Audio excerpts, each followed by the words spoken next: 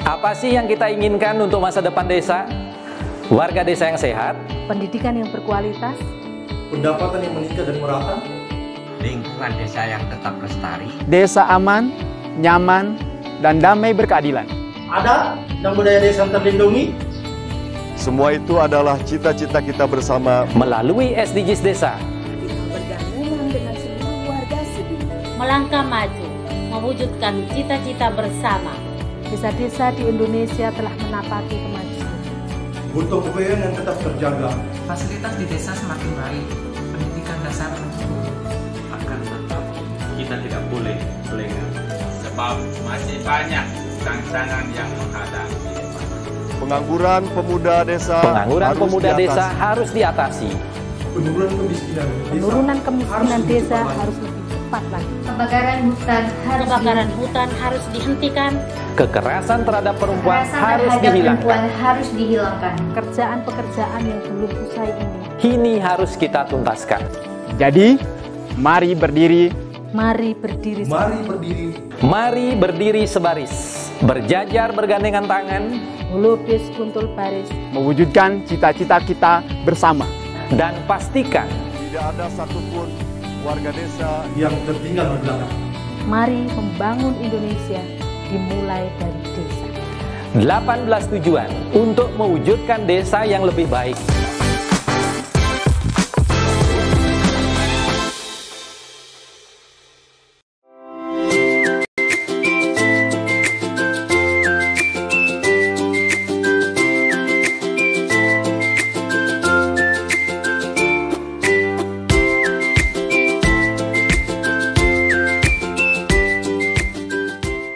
Dapatkan kabar baik dan kebaikan desa dan perdesaan hanya di TV Desa News.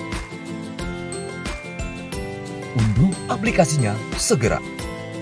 Horas keren-kerenku, Auto Langtio dari Dalan Bayu Simalungun, Sumatera Utara, Indonesia. Halo Umbu, Rambu, Ina dan Amak.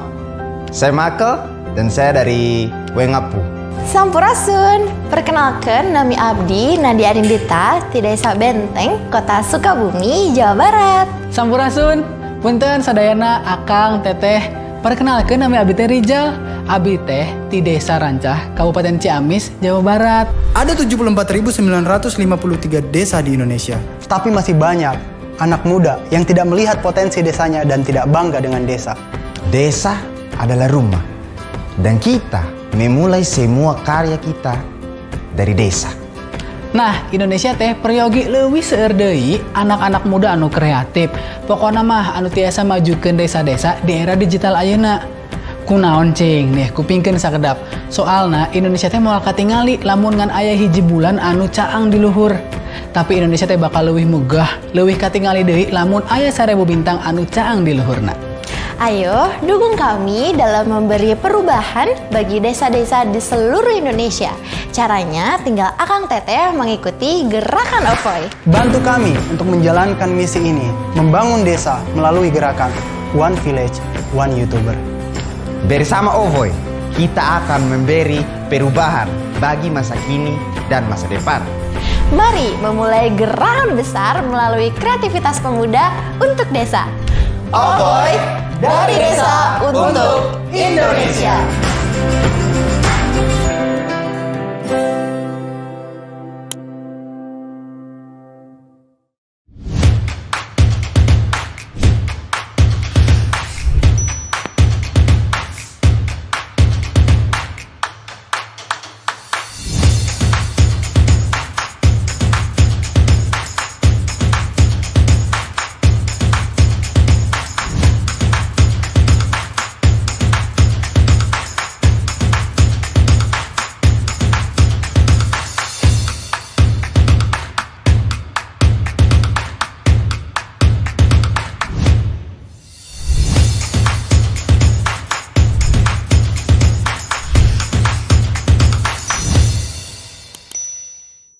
Hai teman-teman kreator, kita ucapkan selamat untuk 300 peserta yang berhasil lolos di gerakan One Village, One YouTuber.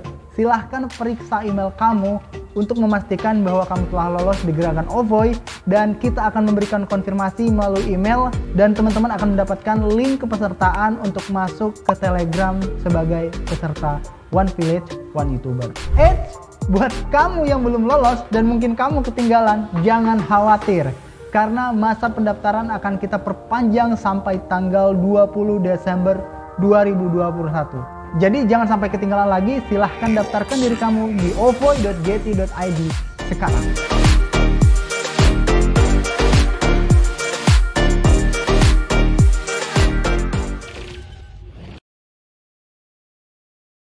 Salam bahagia kerabat desa Indonesia, mari berdiri sebaris, lukis kontrol baris, salam SDGs desa.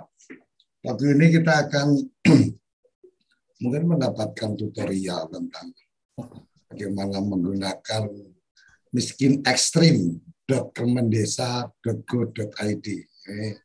Karena sedang menjadi fokus tentang penanganan kemiskinan ekstrim, walaupun mungkin kemarin hanya beberapa kabupaten, tetapi setidaknya secara aplikasi yang menjadi focusing, tapi setidaknya semua wilayah di Indonesia ketika teman-teman memanfaatkan websitenya atau aplikasi dari Kemendesa ini, maka kemungkinan akan bisa mendapatkan informasi tentang bagaimana miskin ekstrim di daerah masing-masing. Mungkin seperti itu. Saya belum memahami dengan jelas dan kita akan terpahamkan langsung dari Kapus Datin kita. Selamat pagi, Gus Ivan. Pagi, Gus Koco. Bagaimana menggunakan miskinekstrim.kemendesa.go.id ini menarik sekali. Silakan, Gus. Terima kasih, Gus Koco. Selamat pagi kerabat desa sekalian, para kepala desa, kemudian perangkat desa, tenaga pendamping profesional, juga para aparat Pemda, terutama di Dinas Pemberdayaan Masyarakat, juga rekan-rekan kami dari kampus maupun dari kementerian. Kita tahu hari ini macam-macam mungkin akan terjadi. Kemarin beberapa aksi damai di beberapa kabupaten di Jawa, di Kalimantan yang terbaca di berita gitu. Hari ini juga mungkin demikian. Yang kita bicarakan bukan aksinya ini, tapi substansinya. Yang bagian pertama itu tentang sebetulnya berapa sih yang miskin di desa kita, gitu. Yang sesuai dengan sudut pandang yang dipakai oleh bangsa-bangsa sedunia saat ini, ya. Sehingga tidak klaim-klaiman, ya. Kemudian kita juga mengetahui bahwa ada, kalau agitasi itu ya bisa ada yang punya argumen pokoknya harus iya dan harus tidak, tapi kita kembali ke data. Itu yang pertama yang nanti akan kita dalami nih, Gus Koco, kerabat desa sekalian. Juga kemarin kita lihat closing statement dari Gus Koco itu, mungkin berikutnya yang perlu adalah melihat bagaimana miskinekstrim.kemendesa.go.id. Makanya kemudian muncul ide bahwa memang harus ini yang kita bicarakan lebih dahulu, gitu. Kemudian perkembangan BUMDes ini kalau kita lihat dalam sehari ini ada tambahan sekitar 100 BUMDes gitu yang apa namanya yang bisa mendapatkan nomor badan hukum.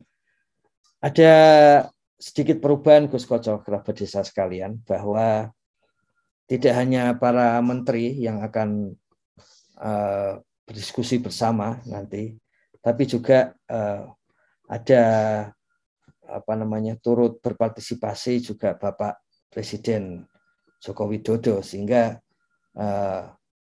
tidak 21 Desember 2021 tapi diajukan 20 Desember 2021, ya. Jadi karena Bapak Presiden apa namanya sampai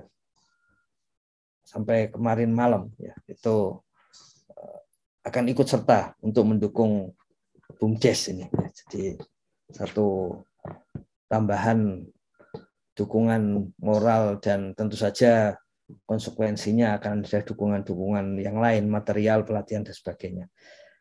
Nah, jadi nanti BUMDes saya sudah cek baru saja itu, ya memang sudah dikeluarkan dari Kementerian Hukum dan HAM, yang nanti akan bisa dilihat di tanggal 2020. Jadi sudah seperti itu. Nah, kemudian mengenai kemiskinan ini dan kemudian miskin ekstrim ini, Gus Halim sudah menyampaikan sejak bulan Juli sebetulnya ketika kami diberi tugas bersama beberapa unit kerja di Kementerian Desa itu bahwa posisi dari Menteri Desa, artinya juga sekaligus posisi dari Kementerian Desa, itu akan masuk kepada aspek-aspek substantif, ya. Aspek-aspek yang memang kalau sudah masuk ke golongan miskin, itu kita akan masuk kepada aspek substantif. Jadi tidak aspek-aspek yang sifatnya politis atau aspek-aspek yang sifatnya pencitraan dan sebagainya begitu, tapi memang langsung merujuk kepada warga miskin. Ya. Mengapa demikian? Ya sekali lagi karena sekarang kita punya bahan, punya alat, punya data yang bisa mendukung itu. Seandainya tidak bisa mendukung itu ya mungkin akan menggunakan cara lain. Tapi karena kita punya seperti itu dan adanya di desa, ya, maka menjadi penting untuk melakukan itu. Dalam salah satu rapat koordinasi dengan Bapak Wakil Presiden dan Bapak-Bapak Gubernur, Bupati, serta para menteri, itu Gus Halim menegaskan bahwa mencapai 0% kemiskinan di desa itu bisa dilakukan meskipun tidak mudah, ya. Dan kalkulasi kenapa bisa itu ya karena memang ada perhitungannya. Itu yang kita bahas pada pagi hari ini. Soal kemudian mudah atau sulit, itu memang kita belajar dari rekomendasi IDM. Ternyata ada 60 desa di Indonesia itu yang di tahun 2014 itu sangat tertinggal. Di 2021 ini naik terus sampai menjadi desa mandiri. Dan yang terbanyak di mana? Ternyata di Kalimantan Barat. Apa resep dari Kalimantan Barat? Resepnya ternyata sama, yang desa-desa yang naik dan itu kabupatennya, Pemdanya juga begitu, adalah disiplin menjalankan rekomendasi dari IDM. Jadi memang tadi disampaikan bisa karena ada kalkulasinya, ada hitungannya. Dan yang kedua adalah mungkin tidak mudah kalau tidak berdisiplin untuk menjalankan rekomendasi. Tapi kalau berdisiplin maka akan menjadi mudah. Jadi bisa mencapai 0% kemiskinan dengan cara mudah. Karena memang menjalankan rekomendasi-rekomendasi yang memang hasil dari perhitungan yang dilakukan, algoritma yang dilakukan sesuai dengan cara penghitungan miskin ekstrim dan yang sudah disesuaikan dengan penghitungan dari BPS, kemudian Bank Dunia, seperti itu. Nah, sebelum itu mungkin perlu juga kami sampaikan ini, Gus Koco, kerabat desa sekalian, perkembangan dari aplikasi SDG Desa dan SID. Jadi hari ini itu pengecekan untuk yang terakhir untuk SDG Desa, nanti akan ditambahkan beberapa perbaikan sebelum minggu depan akan naik ke publik. Gitu. Kemudian besoknya, hari Jumat, itu adalah pengecekan akhir untuk sistem informasi desa yang akan digunakan ya untuk minggu depan juga ya. Jadi ini terlihat ya Gus Koco ya.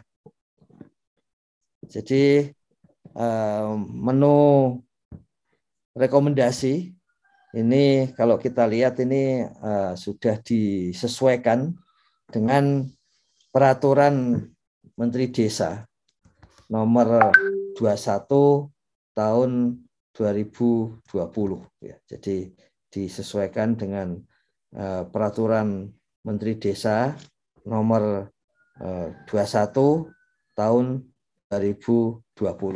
Kita lihat apa namanya itu? Kita lihat di sini rumusan ya, rumusan dari lampiran peraturan Menteri Desa 21 2020 tentang format RPJM Desa, maaf. Dan kemudian berikutnya adalah format RKP Desa. Jadi tahunannya ya. Sebetulnya tahunan ini memotong apa saja yang ada di RPJM Desa ya. Dan kita tahu ini adalah basis untuk membuat peta jalan SDGs Desa. Ini adalah lampiran dari peta jalan SDGs Desa untuk masing-masing desa. Yang kemudian ada rekapnya untuk kecamatan, kabupaten, provinsi, dan nasional. Jadi kita akan bisa mengetahui kegiatannya apa, mendukung SDGs desa yang keberapa, targetnya sampai 2030, dan apa yang harus dilakukan tahun per tahun. Berapa jumlahnya, apa yang harus dilakukan. Ini masih ada waktu. Kami kemarin cek sementara, kemudian nanti besok ada cek akhir gitu, untuk kemudian nanti selambatnya minggu depan itu sudah harus disampaikan kepada publik, dan hasilnya untuk cek sementara ya, itu seperti ini. Jadi ini untuk mudahnya kita beri contoh, karena nanti untuk kemiskinan ekstrim juga itu di sini di salah satu desa di Jogja ya. Ini apa namanya itu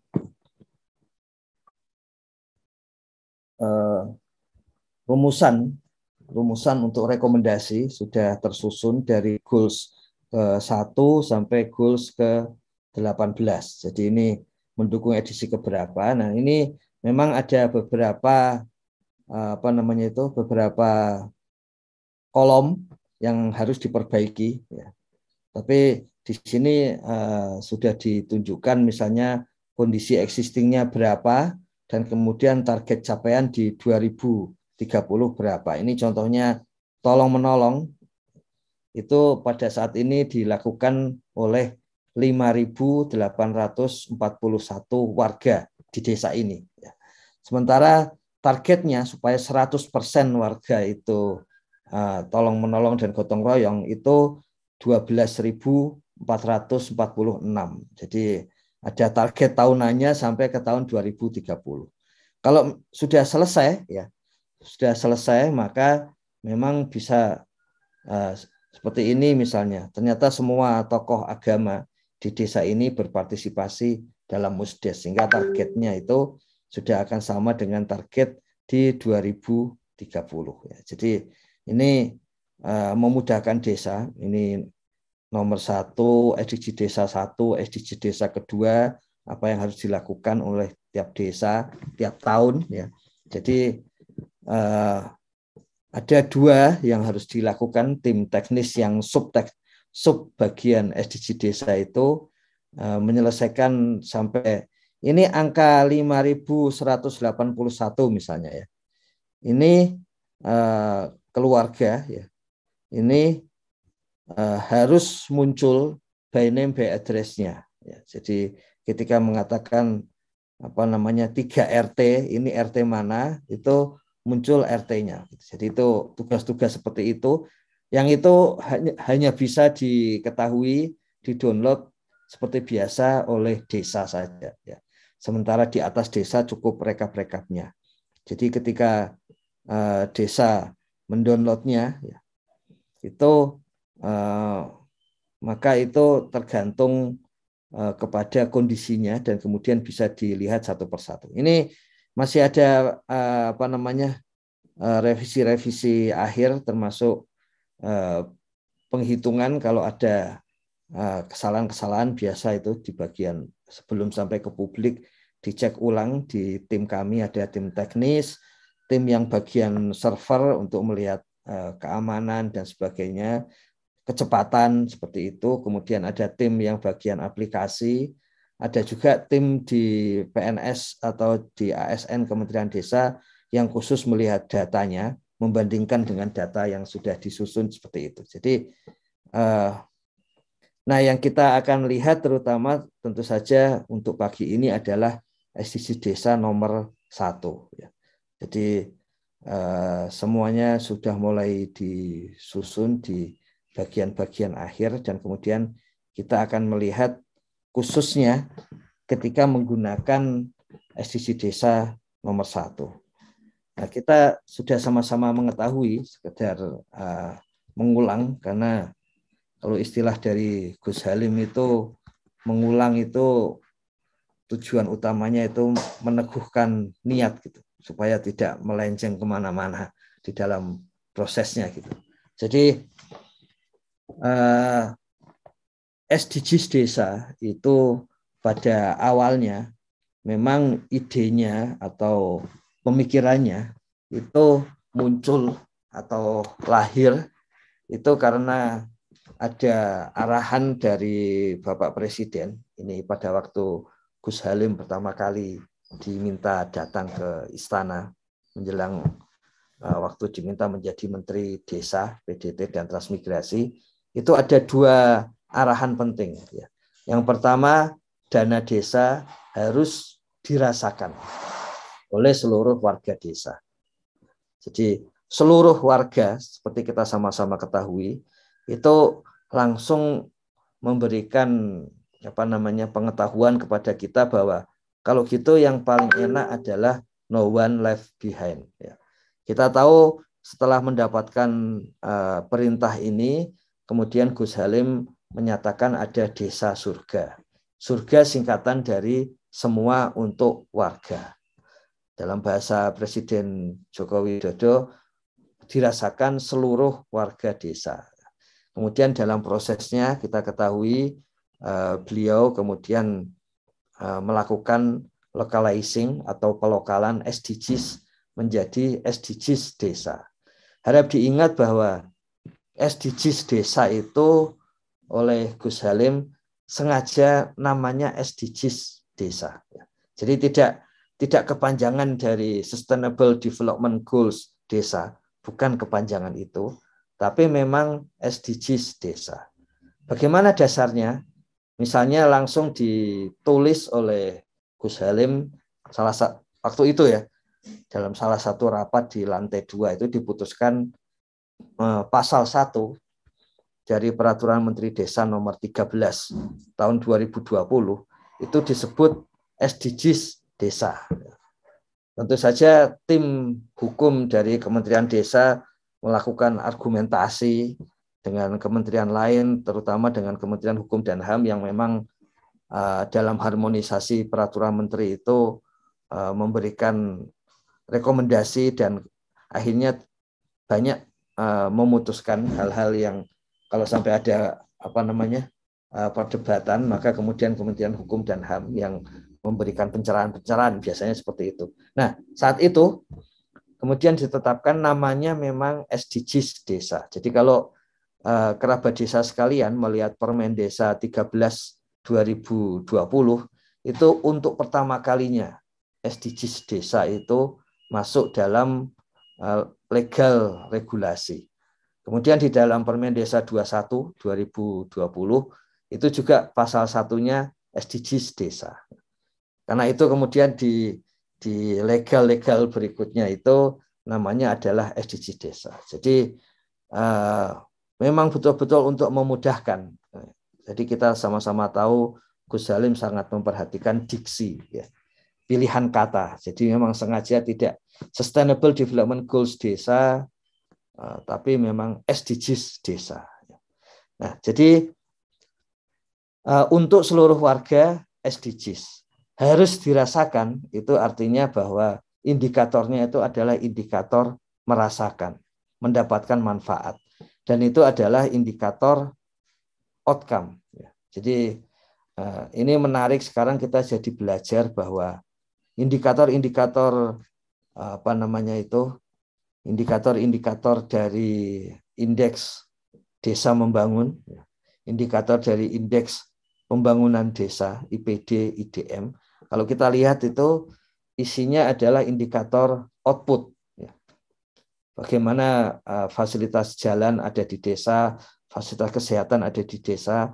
Sementara indikator SDG desa itu adalah outcome dan impact. Jadi termasuk kemiskinan, impact, kemudian outcome-nya selalu ada berapa yang merasakan. Ya, jadi APM misalnya, angka partisipasi murni untuk SD, SMP, SMA, itu manfaat. Berapa warga yang bisa merasakan sekolah pada umur sekolah. Ya, jadi manfaat.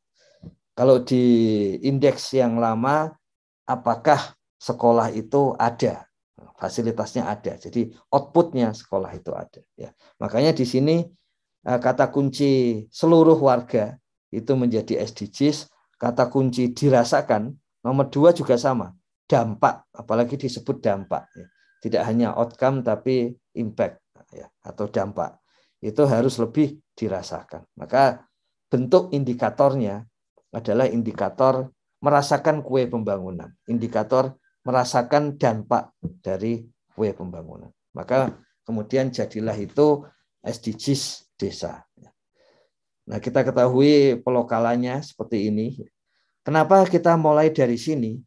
Karena seperti biasa, Gus Halim menyampaikan kita tinggalkan cara-cara instan.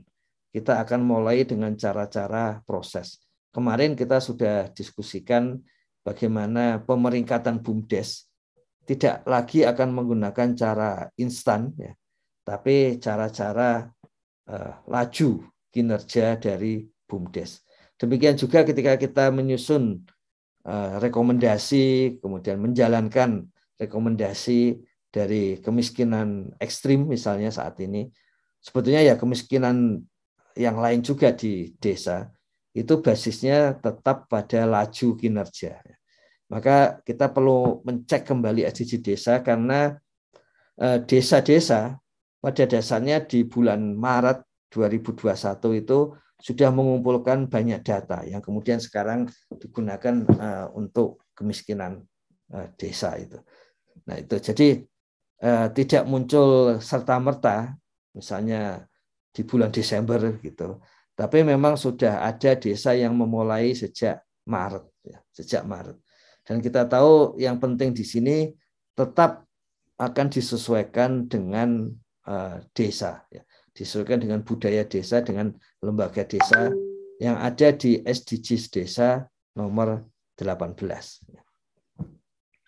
Nah, kemudian khusus tentang kemiskinan, ini soal miskin ekstrim, itu adalah amanat dari SDGs dari level global, SDGs nasional yang disebut tujuan pembangunan berkelanjutan atau TPB, dan kemudian di dalam SDGs desa.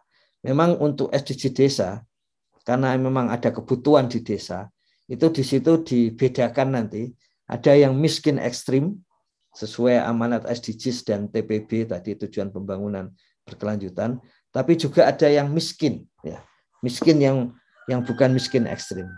Kita sama-sama tahu bahwa garis kemiskinan dari BPS itu adalah garis kemiskinan, bukan garis kemiskinan ekstrim. Dan itu berguna supaya kita bisa mengetahui bahwa ada lebih dari satu garis kemiskinan.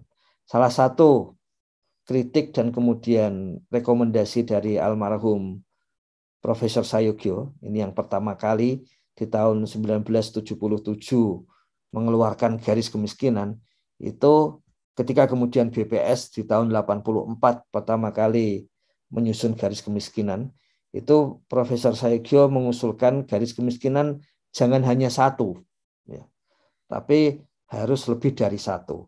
Gunanya apa?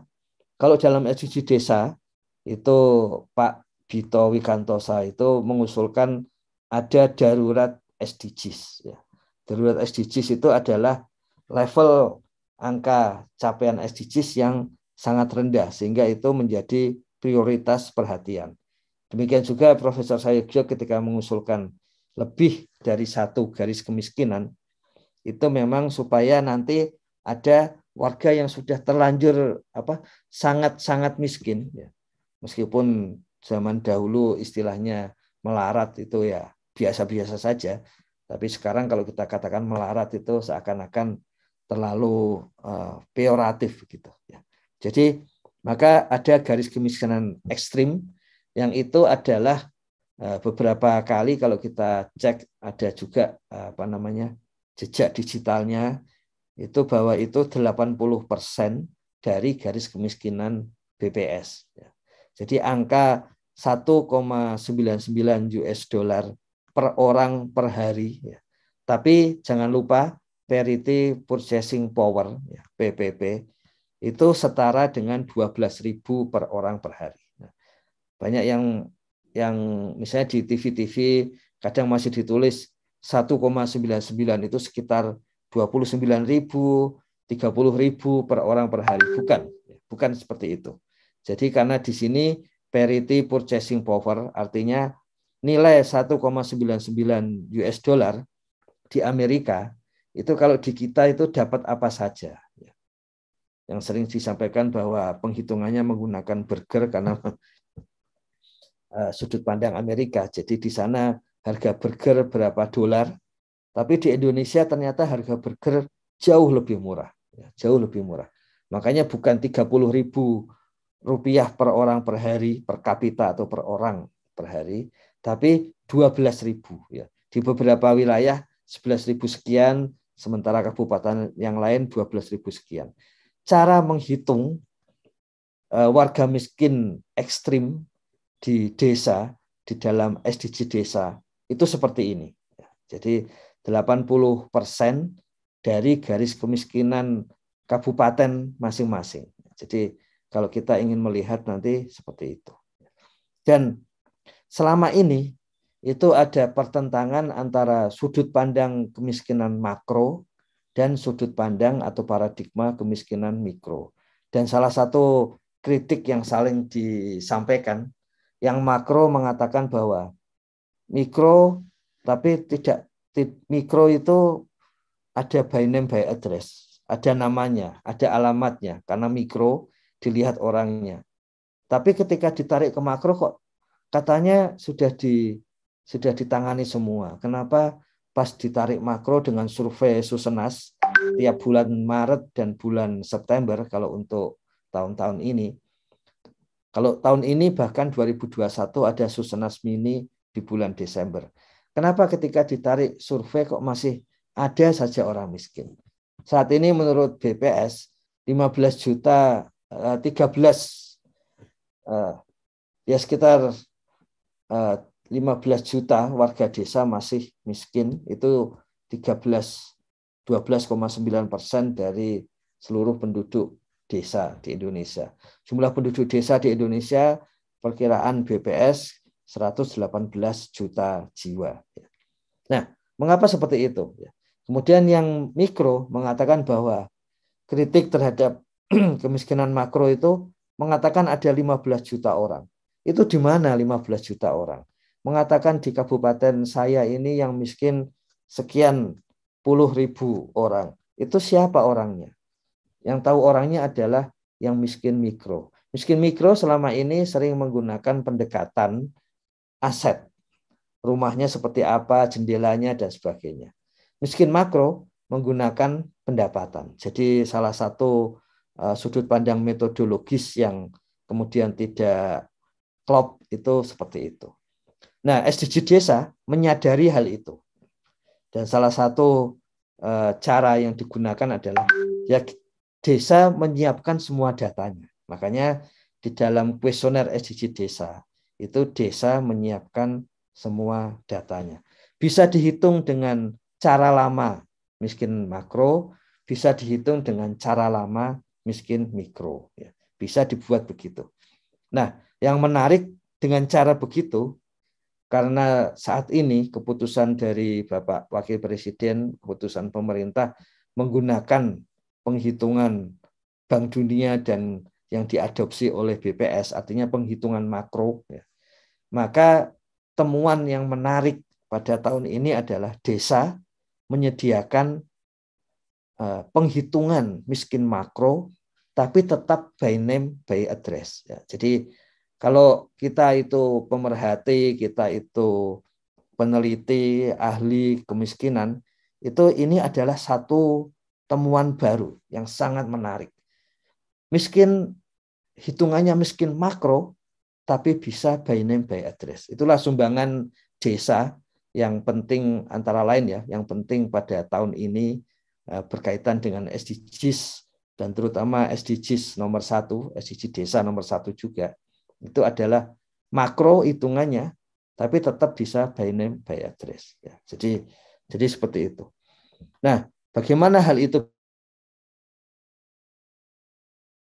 digunakan oleh SDGs desa, itu adalah sudut pandang sesuai konsepnya, yaitu penghasilan. Di BPS, di kita, itu menggunakan pengeluaran. Jadi memang plus minus. Pengeluaran itu akan, tapi semua kuesioner kalau detail, itu akan lebih banyak menggali realitas lapangan. Tapi kalau kuesionernya tidak detail, itu realitasnya yang tergali, itu akan sangat sedikit. Nah, selama ini basis meskipun namanya penghasilan, tapi cara mengukurnya pengeluaran, konsumsi dalam arti memakai uang untuk membeli roti, membeli beras, membeli bahan-bahan bangunan, membeli bensin, membeli pulsa listrik dan sebagainya, itu pola-pola konsumsi itu, pengeluaran itu sebetulnya, itu memang ada kelebihannya selama ini diketahui bahwa lebih cocok untuk lapisan bawah. Karena lapisan bawah itu mungkin kalau hitungannya ditanya penghasilan itu mungkin tidak tepat. Tapi kalau pengeluaran itu bisa detail. Sebetulnya persoalannya bukan kalau ditanya penghasilan tidak tepat, tapi karena ketika bertanya penghasilan itu tidak serinci ketika pengeluaran. Nah, ada koreksinya itu antara lain di dalam penghitungan indeks Gini atau ketimpangan, kalau kita menggunakan pengeluaran, maka nilai-nilai ketimpangan kita itu relatif lebih rendah ketimbang kalau kita menggunakan penghasilan. Misalnya ada yang, karena selama ini belum pernah ada data penghasilan, kecuali tahun ini dari desa. Jadi di masa lalu itu cara mencek penghasilan itu ada yang mencek dengan luasan lahan. Ada yang memperkirakan proksi penghasilan itu dengan dari luar negeri yang meneliti tentang Indonesia, itu membuat proksi tentang penghasilan dari jumlah pajak yang dibayar.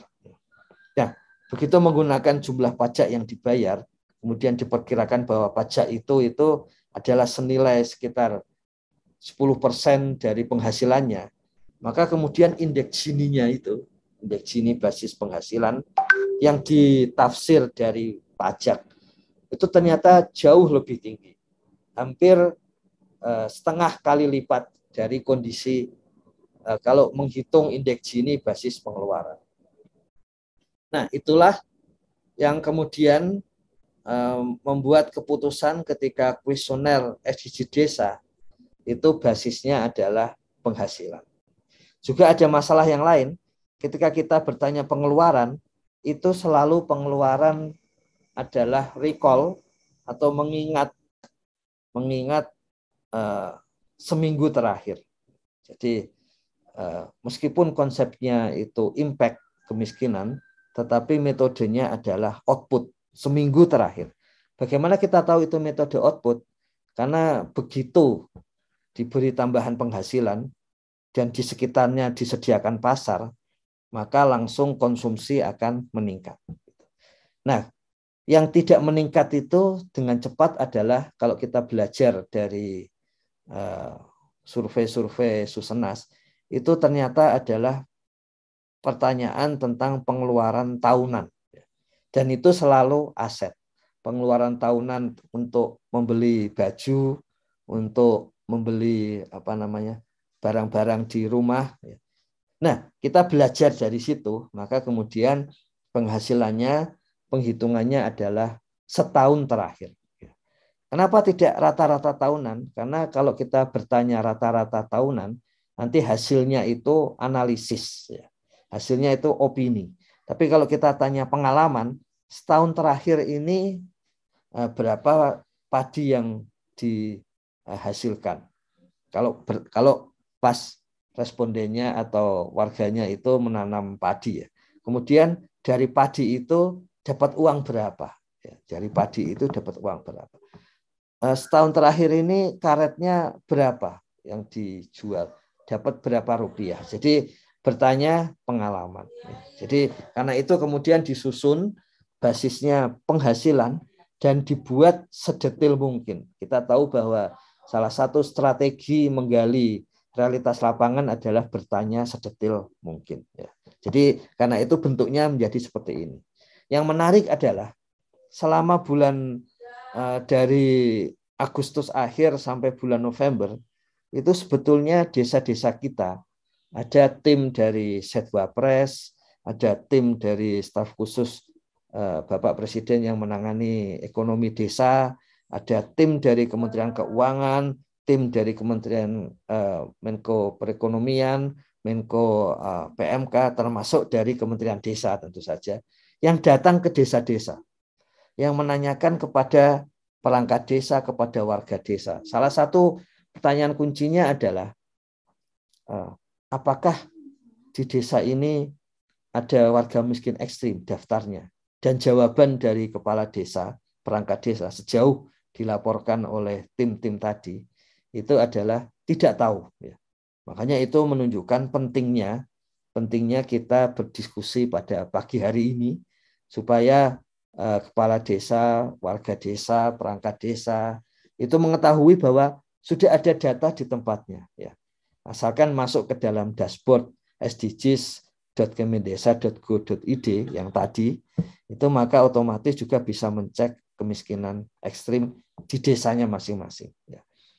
Dan nanti minggu depan rekapnya bisa dilihat di SID, Sistem Informasi Desa, sid.kemendesa.go.id. Jadi itu pentingnya itu.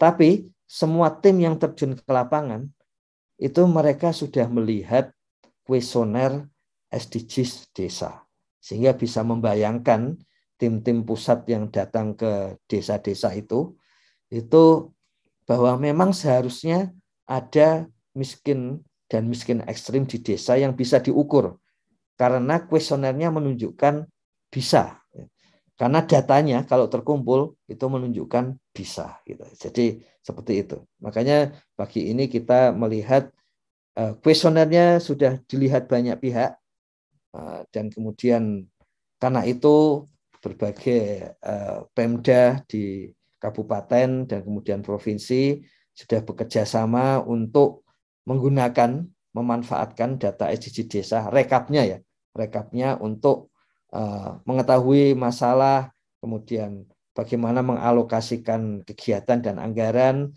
serta untuk memonitor hasil-hasil pembangunan, seluruh aspek pembangunan, terutama di level desa. Bahkan sudah ada satu Pemda yang merancang supaya SDG desa ditanyakan juga ke kelurahan, sehingga seluruh data di wilayahnya itu akan tercakup. Kita ketahui secara nasional itu SDG desa akan bisa mendukung 74% pendataan atau hasil SDGs nasional. Di masing-masing daerah beda-beda, tergantung jumlah desa dan jumlah warga desa dibandingkan dengan kelurahan dan jumlah warga di kelurahan. Itu menunjukkan peran dari SDGs desa. Nah, di sini cara menghitungnya itu adalah di tiap keluarga itu ditanya penghasilan masing-masing anggota keluarga, kemudian ditotal menjadi penghasilan keluarga. Kemudian dilihat dari penghasilan keluarga itu kan pertanyaannya per tahun, penghasilan setahun. Karena itu, mengapa penghasilan setahun? Karena itu yang paling mudah untuk mengadopsi di desa. Yang punya data bulanan, penghasilan bulanan, mudah ditanya bulanan. Tetapi yang penghasilannya itu musiman, maka tahunan menjadi lebih tepat untuk melihatnya. Yang tidak pasti, nelayan yang kadang dapat banyak, kadang sedikit, pedagang yang kadang dapat banyak dan kadang sedikit, tapi masih bisa menghitung sampai setahun terakhir. Ya, makanya kemudian pertanyaannya adalah penghasilan keluarga per tahun.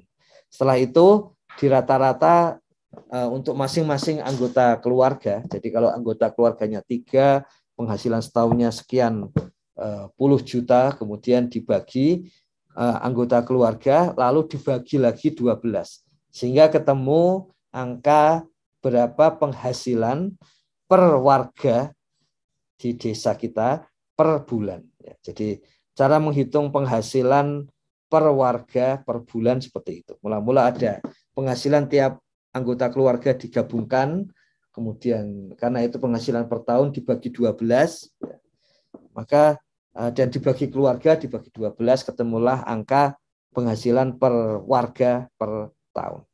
Dari situ, kenapa kita perlu penghasilan per warga per bulan? Ya, itu karena memang garis kemiskinan yang disajikan oleh BPS itu adalah berapa rupiah per warga atau per kapita per bulan. Ya.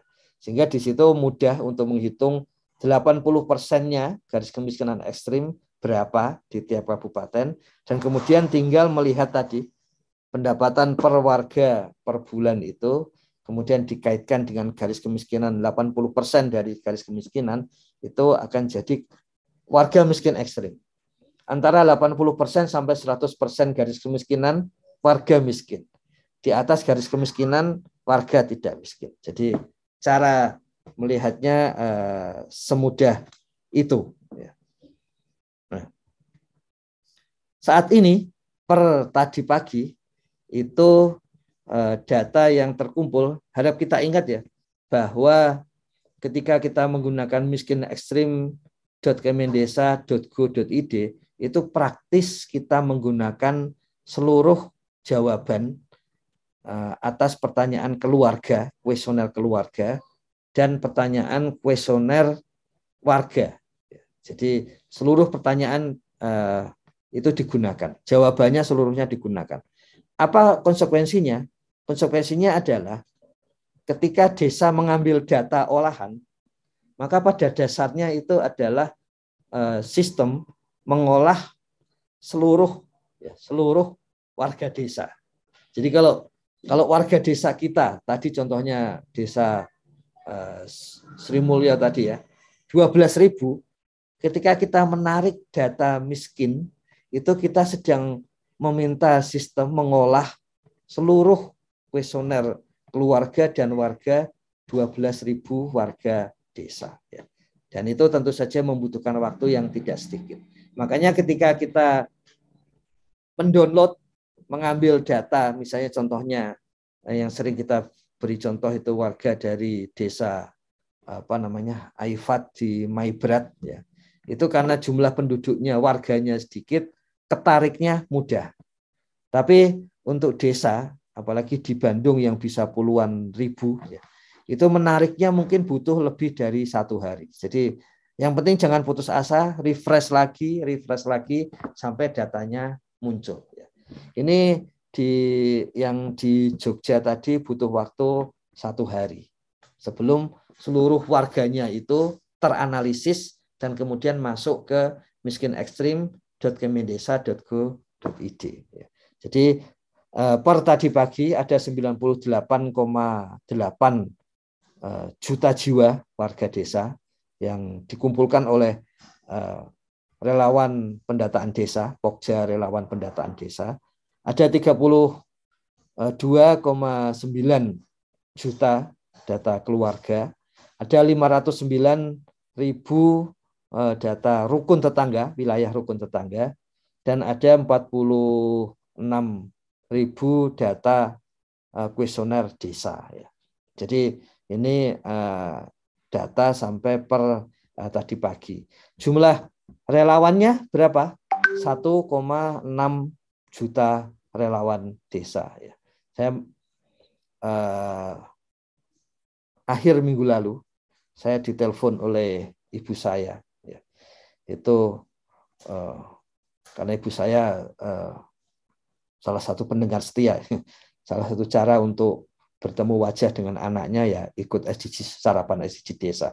Itu minggu lalu ibu saya didata oleh relawan di desa saya. Gitu. Jadi ada yang mendata sampai pada bulan Desember ini. Tapi buat kita semua, yang penting semangat tetap mendata, tetap memasukkan data ke dashboard sdgs.kemendesa.go.id sehingga akan menguntungkan seluruh warga desa. Dana desa yang dipakai saat ini untuk pendataan tercatatnya 1,6 triliun rupiah. Jadi itu ya sekitar 26-an juta per desa. Kalau kita bagi 1,5 dibagi 46.000 desa tadi. Ya. Seperti itu. Nah, itu sebagai pengantar sebelum kemudian kita masuk ke dalam aplikasi. Ya. Di dalam aplikasi perlu kita pastikan bahwa asal di desa kita di dalam aplikasi SDGs desa, ya, dashboard SDGs desa itu sudah muncul, ya, maka pasti sudah bisa dilakukan masuk ke miskin desa, miskinekstrim.kemendesa.go.id. Ya, jadi pasti bisa dilakukan seperti itu. Jadi desa yang bisa melihat hasil SDG desanya, artinya data desanya masuk gitu, maka bisa mencek seperti ini. Ya. Jadi dicek miskinekstrim.kemendesa.go.id. Nanti ketemu login seperti ini. Hanya admin desa, ya, hanya admin desa yang bisa masuk. Jadi perlu kita ingat hanya admin desa yang bisa masuk. Selain admin desa, nanti minggu depan melihatnya di sid.kemendesa.go.id. Ya, jadi selain admin desa, melihatnya di sid.go.id. Ya. Jadi tidak semua bisa masuk. Ini kami minta izin ini ke desa di Jogja ini untuk memberikan pemahaman ke kita semua. Jadi kalau kita masuk, admin desa akan langsung masuk ke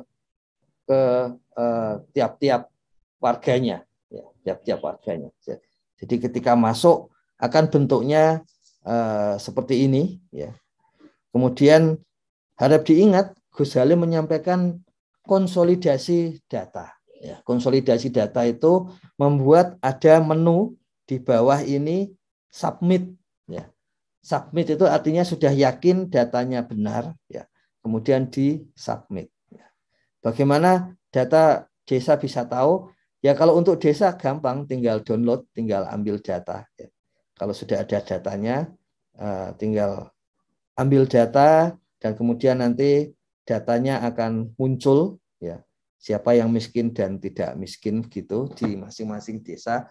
Hitungannya sudah hitungan 1,99 PPP US dollar per kapita per orang per hari. Ya. Dan kemudian yang menarik adalah kemudian kita bisa semula semula di bagian kolom status kemiskinan itu bisa diubah di lapangan langsung. Tapi kita belajar ketika banyak pihak menyampaikan bahwa daftar kemiskinan itu di daerah-daerah dan termasuk di desa itu ada inclusion error dan exclusion error. Inclusion error itu ketika orang inclusion ya di dalam tabel warga miskin itu ternyata ada orang tidak miskin yang dimasukkan. Saya kaya, itunya punya mobil macam-macam, tapi kok masuk penerima bantuan. Nah, itu inclusion error. Tapi ada juga exclusion error. Exclusion berarti di luar tabel. Ya. Jadi orangnya memang miskin, seharusnya dapat bantuan, tetapi ternyata tidak masuk dalam tabel warga miskin. Ya. Nah, itu apa sebabnya? Ternyata sebabnya adalah karena ada penilaian kualitatif yang sangat subjektif.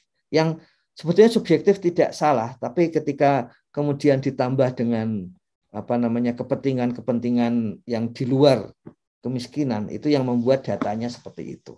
Nah, untuk menghindari hal-hal seperti itu, maka dalam status kemiskinan, kalau kita lihat di sini, maka kemudian menjadi ditutup supaya tidak muncul langsung seperti itu. Terus bagaimana penentuan warga miskin ekstrim dan tidak miskin dari data SDGs desa. Jadi kalau SDGs desanya,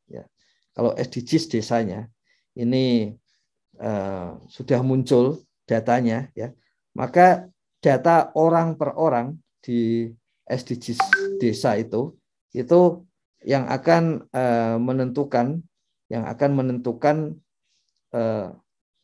apakah warga ini miskin ekstrim atau tidak miskin. Jadi tidak bisa langsung diubah begitu, tetapi sepenuhnya akan sangat tergantung kepada datanya. Ya. Itu hasil dari dibuat pengecekan, ya, bahwa ternyata semuanya harus berbasis data. Nah, kalau ini sudah oke semuanya, ya, jadi karena di masing-masing ini bisa kelihatan bagaimana status datanya ini, ya, ini seperti apa begitu warganya ini karena tidak miskin maka dia menjadi tidak butuh. Nah, dia perlu bantuannya apa? Karena rumahnya di lereng, jadi perlu ada mitigasi bencana untuk itu dan sebagainya.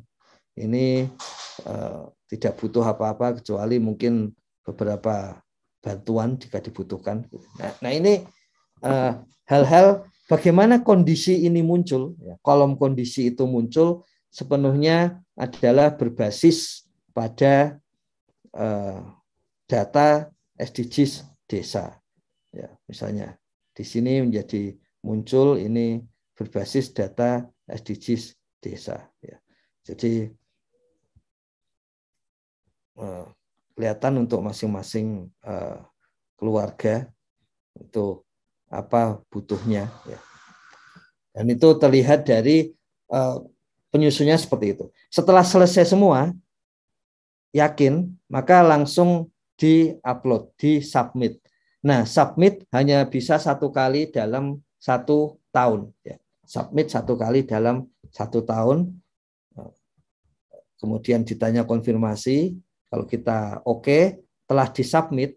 Begitu telah disubmit, maka kebutuhannya kemudian muncul. Sebelum disubmit, kebutuhan tidak muncul.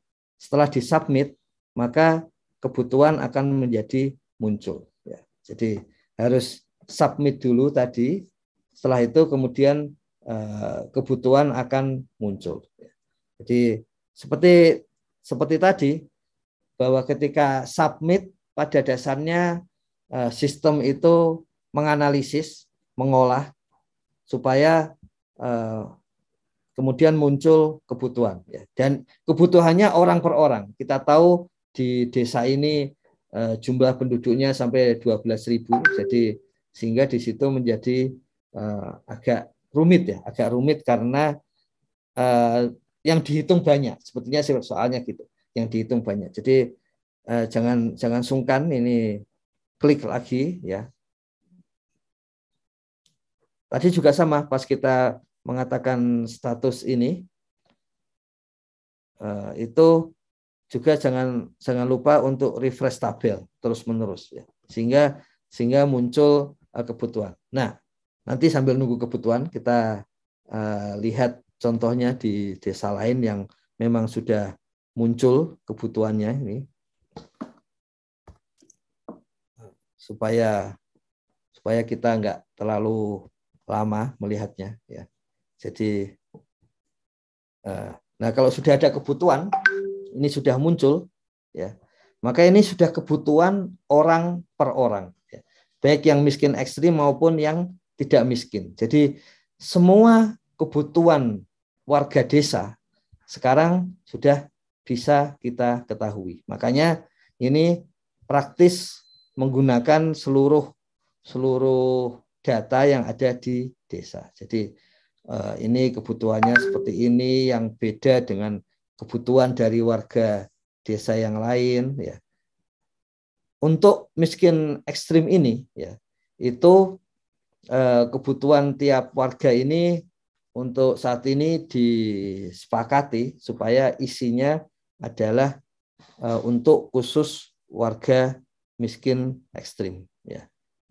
Ya, ini masih yang tadi yang di Jawa karena jumlah penduduknya banyak, jadi masih mengolah ya, masih mengolah sistemnya. Jadi seperti itu. Nah, di dalam kebutuhan ini nanti ada kolom kebutuhan status ya. Status penerima ini berarti kebutuhannya, kebutuhan dari Bapak Taslim ini ya. Nah, ini ada monitoring. Monitoring itu adalah jika kebutuhan ini sudah terisi, maka di dalam monitoring ini klik edit, kemudian di sini desa, dan ini kembali lagi hanya desa yang bisa melakukan ini ya. Jadi kalau sudah terpenuhi kebutuhannya ya, itu maka kita yakin bahwa warga tersebut tidak miskin lagi. Jadi ada yang menarik dalam salah satu webinar rakor, ada pemerintah daerah dan kemudian pengkritiknya yang menyampaikan, kok yakin bahwa ketika kemiskinan di provinsi kita turun itu karena kerja pemerintah. Nah, atau kerja siapapun ya. Tapi sekarang kita bisa yakin karena kita bisa mengetahui monitoringnya ini. Kita mengetahui monitoringnya. Kalau setiap warga sudah terpenuhi, dan monitoring ini bisa direkap oleh pemerintah daerah, pemerintah provinsi, sampai pemerintah pusat. Nah, ketika di-save ya, disimpan begitu, maka kemudian kita yakin bahwa warga ini sudah mendapatkan seluruh kebutuhannya. Nanti yang lain juga sama ya, yang lain juga sama. Kemudian apakah dia sudah mendapatkan kebutuhannya? Tinggal nanti diedit, kalau ini sudah terpenuhi disampaikan seperti itu. Nah, setelah itu coba kita lihat tadi masih belum muncul ya. Harap disadari belum muncul karena mengolah 12.000 warga desa ya. Nah, setelah itu kemudian muncul rekapnya ya, muncul rekapnya ya. Rekapnya adalah hasil tadi. Misalnya yang jendela butuh 23 jendela ya. Tembok sekian ya. Ini kebutuhannya untuk tiap desa akan berbeda-beda ya. Kita lihat tadi dalam hal kebutuhan tadi ya. Ini berbeda-beda dan khusus bagi desa, Mungkin desa juga punya inisiatif membagikan hasil dari kebutuhan ini ya kepada masing-masing warganya, sehingga masing-masing warganya mengetahui kebutuhannya apa. Nah, ini bisa di-download untuk masing-masing kebutuhan warga, sehingga warga bisa tahu, oh sebetulnya saya kebutuhannya ini loh ya. Kemudian bisa dicek di checklist seperti ini, sehingga desa yang tidak ada internet misalnya bisa mendownload itu di kota, di kecamatan, dan kemudian bisa menceknya, lalu setelah ada kemudian dilakukan klik kepada ini. Atau desa mau melihat kebutuhan untuk seluruh warganya juga bisa seperti itu. Dan terakhir adalah tadi rekapnya, ya. Rekapnya seperti ini. Ini yang paling penting dan menarik. Tadi karena kita sudah sebutkan tadi ada capaian, jadinya dari 23 baru 1 keluarga yang jendelanya diperbaiki. Dari 68 yang butuh subsidi LPG, baru 1 keluarga yang mendapatkan tabung melon itu plus kompornya. Ya. Kemudian yang butuh jamban pribadi, jamban 1 rumah 1 jamban, 36 rumah. Ya. Tapi belum terpenuhi sama sekali. Jadi di sini kebutuhan ini kemudian bisa menjadi basis untuk rencana aksi atau kegiatan-kegiatan ke depan untuk masing-masing desa. Ada 3 warga desa yang butuh pengobatan TBC paru-paru. Nah, ini artinya posyandu untuk paru-paru bisa dilakukan di situ. Kerjasama dengan Kemendikbud maupun Kemenaker untuk kejar paket A, kemudian untuk pemberdayaan agribisnis berarti dengan Dinas Pertanian, jaminan sosial ketenagakerjaan berarti dengan BPJS Ketenagakerjaan, nomor induk kependudukan yang belum punya NIK, kerjasama dengan Adminduk. Jadi ini adalah kebutuhan itu memberikan gambaran tentang rencana aksi kegiatan yang perlu dilakukan di level desa, kecamatan, kabupaten, provinsi sampai nasional. Ya. Dengan demikian, ketika ini kemudian di-download, maka bisa kelihatan capaian dari masing-masing kegiatan atau kebutuhan di sini. Ya, tertulisnya sebagai kebutuhan, itu berapa.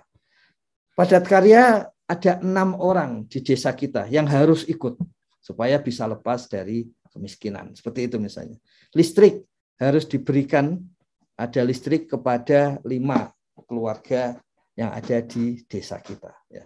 Dengan demikian, inilah yang disampaikan di awal tadi, bahwa menangani kemiskinan itu, kemiskinan ekstrim 0% misalnya, bisa itu, bisa. Ya. Karena semuanya sudah dihitung, semuanya sudah dikalkulasi berbasis data dari desa sendiri. Ya.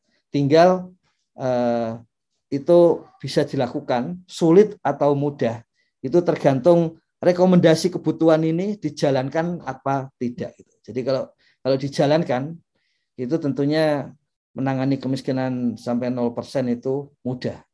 Kalau tidak dijalankan, seperti kita lihat tadi, maka itu akan memberi utang kepada desa kita, kepada kecamatan kita, kabupaten kita, provinsi kita.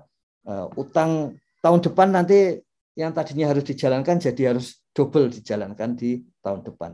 Yang tadi sudah kita lihat dalam menu SDGs desa tadi itu ditunjukkan target 2022, 2023, 2024, 2025 dan sebagainya sampai 2030. Jadi setiap kita tidak menjalankan rekomendasi di tahun ini, maka akan jadi utang rekomendasi di tahun depan. Begitu ada rekap, ada pemutakhiran data SDG desa mulai Februari 2022, maka yang tidak kita jalankan nanti akan teranalisis di dalam SDG desanya itu, ya tambahan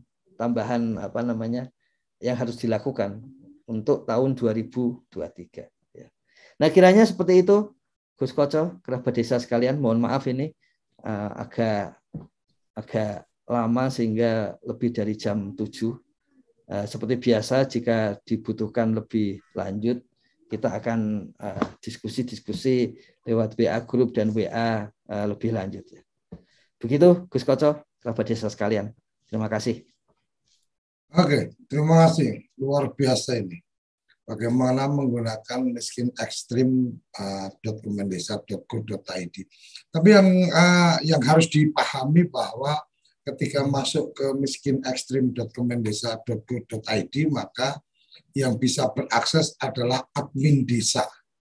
Gitu ya guys ya. Jadi hanya admin desa yang bisa berakses.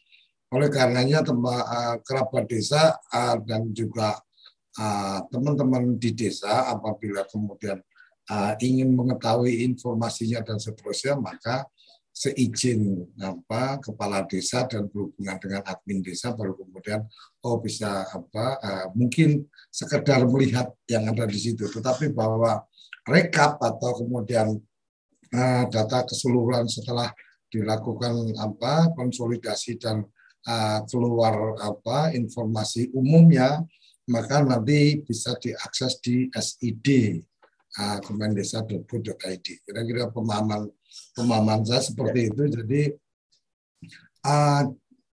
kadang-kadang pertanyaan-pertanyaan dari teman-teman ini lebih pada mempertanyakan yang memang di luar kewenangan atau di luar hak aksesnya. Jadi tolong dipahami bahwa memang ada bagian-bagian yang itu ini admin desa. Kenapa admin desa? Ya otoritas desa yang kemudian bisa menyampaikan mungkin untuk bahan di musyawarah atau bahan untuk kemudian berkoordinasi dengan para pihak atau dengan dinas dan seterusnya. Itu yang tadi disampaikan tentang pertimbangan data itu menjadi lebih penting daripada pertimbangan asumsi, kira-kira seperti itu. Jadi bukan sekedar asumsi dari kepala desa mengusulkan sesuatu, tapi kepala desa bisa menyampaikan usulan kepada dinas, umpamanya mengajak kerjasama. Taruh kata seperti yang tadi disampaikan, masih banyak yang belum punya NIK, maka ketika melakukan komunikasi ke dinas Dukcapil, maka kepala desa bukan berdasarkan perkiraan, tetapi sudah langsung menyampaikan bahwa warga desa saya ada sekian banyak yang tidak punya NIK atau NIK-nya belum masuk di IKTP, maka kemudian ada kerjasama dengan dinas Dukcapil. Contohnya seperti itu. Atau mungkin dari data ternyata warga desanya ada sekian kakak yang belum punya jambal, maka kemudian ke PUPR atau ke dinas permukiman untuk kemudian mendapatkan program untuk pembangunan jambal keluarga dan seterusnya. Itu yang mungkin saya tangkap sebagai kekuatan data yang kemudian menjadikan dasar untuk membuat rencana-rencana tindak dari pembangunan di desa.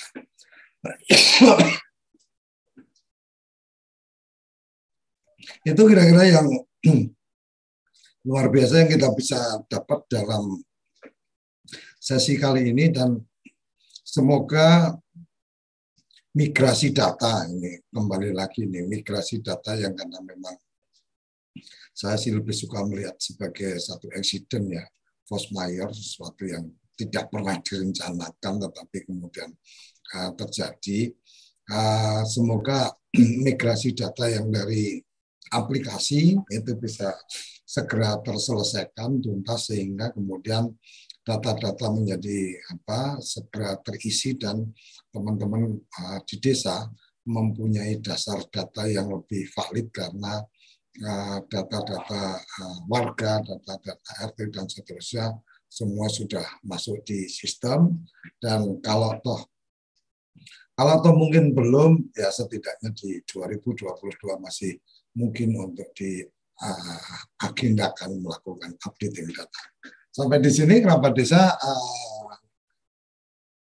obrolan kita sarapan SD pagi ini, dan semakin mencerahkan bahwa para pihak kemudian melihat data SDGs menjadi data yang layak untuk menjadi sumber rujukan ketika membuat kebijakan-kebijakan. Teman-teman di supra desa, di pemerintah kabupaten, kota, provinsi mungkin juga sudah mulai bisa berkoordinasi, dan apalagi tadi sudah disampaikan mulai ada ketertarikan untuk kemudian melakukan pemanfaatan data, dan mungkin juga bisa dibuka ruang apabila memang kepala desa memberikan izin mungkin ya, karena kuasa data ada di desa. Jadi kalau memang pemilik datanya desa itu memberikan izin ke pemerintah kabupaten, maka sebenarnya juga bisa juga diintegrasikan IP to IP, datanya dari desa itu juga bisa terbaca di dinas PMD untuk data-data tertentu dan seterusnya.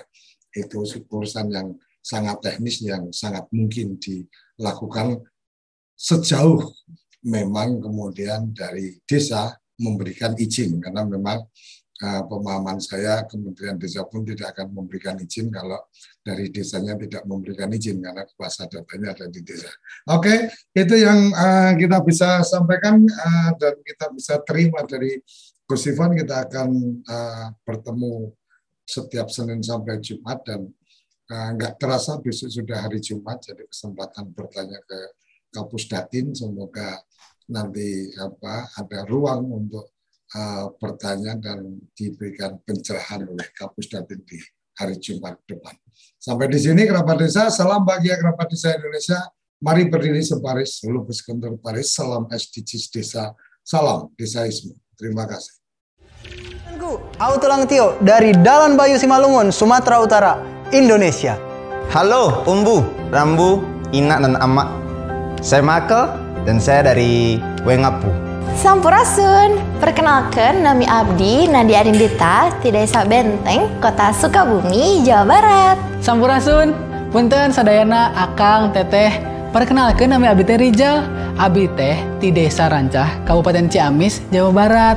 Ada 74.953 desa di Indonesia. Tapi masih banyak anak muda yang tidak melihat potensi desanya dan tidak bangga dengan desa. Desa adalah rumah, dan kita memulai semua karya kita dari desa. Nah, Indonesia teh peryogi leuwih seueur deui anak-anak muda anu kreatif. Pokona mah anu tiasa majukeun desa-desa di era digital ayeuna. Kunaon cing nih kupingkeun sakedap. Soalna Indonesia teh moal katingali lamun ngan aya hiji bulan anu caang di luhur. Tapi Indonesia teh bakal leuwih megah, leuwih katingali deui lamun aya 1000 bintang anu caang di luhurna. Ayo dukung kami dalam memberi perubahan bagi desa-desa di seluruh Indonesia. Caranya tinggal Akang Teteh mengikuti gerakan OVOY. Bantu kami untuk menjalankan misi ini, membangun desa melalui gerakan One Village, One YouTuber. Bersama OVOY, kita akan memberi perubahan bagi masa kini dan masa depan. Mari memulai gerakan besar melalui kreativitas pemuda untuk desa. OVOY, dari desa untuk Indonesia.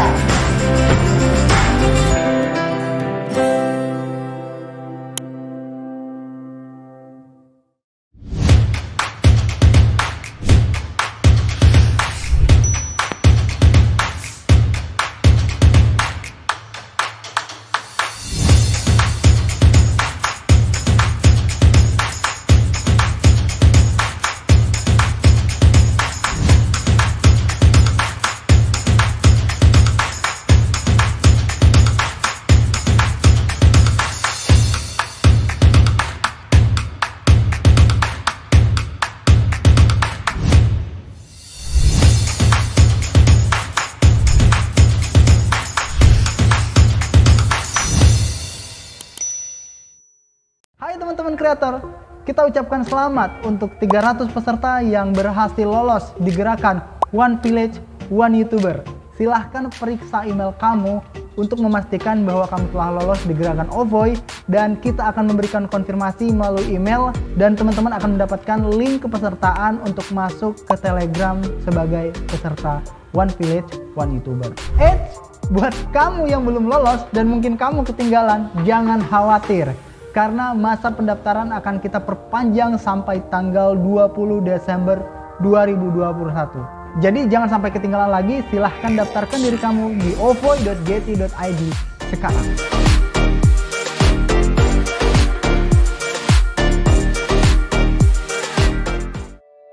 Apa sih yang kita inginkan untuk masa depan desa? Warga desa yang sehat, pendidikan yang berkualitas, pendapatan yang meningkat dan merata, lingkungan desa yang tetap lestari, Desa aman, nyaman, dan damai berkeadilan. adat, dan budaya desa terlindungi. Semua itu adalah cita-cita kita bersama melalui SDGs Desa. Bergabung dengan seluruh warga Sebi. Melangkah maju, mewujudkan cita-cita bersama. Desa-desa di Indonesia telah menapaki kemajuan. Butuh kebayaan yang tetap terjaga. Fasilitas di desa semakin baik, pendidikan dasar mencukupi. Akan tetap kita tidak boleh lengah. Sebab masih banyak tantangan yang menghadapi. pengangguran pemuda desa. Pengangguran pemuda desa harus diatasi.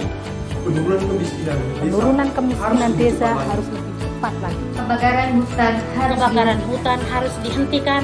Kekerasan terhadap perempuan harus dihilangkan. Pekerjaan-pekerjaan yang belum usai ini harus kita tuntaskan. Jadi, mari berdiri. Mari berdiri. Mari berdiri sebaris. Berjajar bergandengan tangan. Melukis kuntul baris. Mewujudkan cita-cita kita bersama. Dan pastikan tidak ada satupun warga desa yang tertinggal di belakang. Mari membangun Indonesia dimulai dari desa.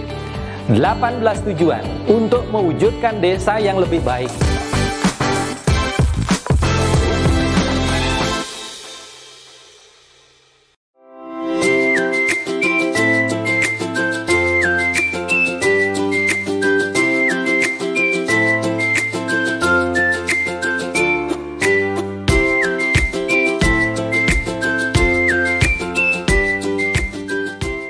Dapatkan kabar baik dan kebaikan desa dan perdesaan hanya di TV Desa News. Unduh aplikasinya segera.